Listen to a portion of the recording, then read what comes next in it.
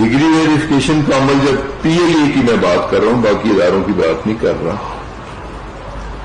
تو 600 کچھ لوگ پی آئی اے کے اندر ایسے نکلے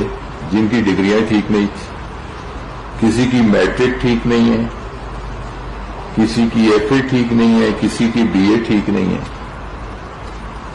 اور بدقسمتی سے 4 پائلٹس کی ڈگریاں بھی ٹھیک نہیں تھی۔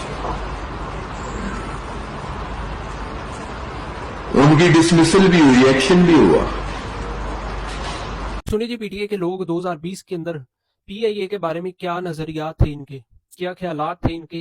انہی خیالات کی وجہ سے پی آئی اے کو جو ہے نا وہ کئی گنا زیادہ نقصان ہوا۔ آپ ان کے جو وزیر ہیں، وفاقی وزیر،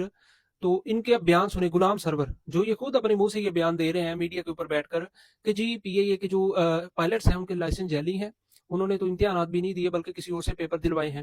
جس کے بعد ان کے اس بیان کے بعد جو ہے نا وہ پی آئی اے پر برطانیہ اور یورپ نے پابندی عائد کر دی تھی، ٹھیک ہے، جس سے پھر پوری دنیا کے اندر پی آئی اے کا نام اچھا خاصا خراب ہوا تھا، اور اس نام کو خراب کرنے میں سب سے بڑا کردار پی ٹی آئی والوں کا تھا۔ اور آج یہ لوگ تڑپ رہے ہیں کہ پی آئی اے کو کیوں بھیج دیا، پی آئی اے کو بڑے گھاٹے میں بھیج دیا۔ جو ان لوگوں نے پی آئی اے کو نقصان پہنچایا تھا 2020 کے اندر اپنے بیان سے،